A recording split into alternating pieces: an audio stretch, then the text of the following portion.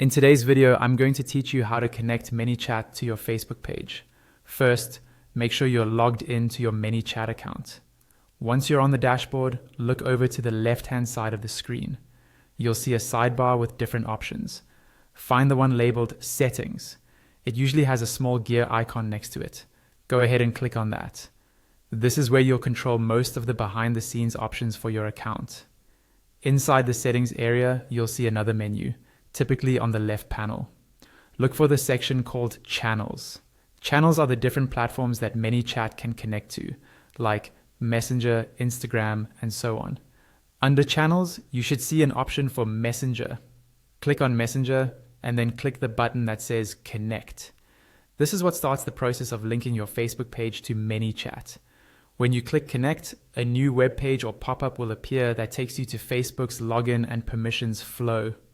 Here, you'll be prompted to log in with your Facebook account if you're not already logged in.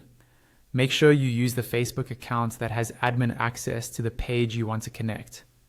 Facebook will then ask you to approve several permissions, such as managing messages, accessing page conversations, sending messages, and managing page settings.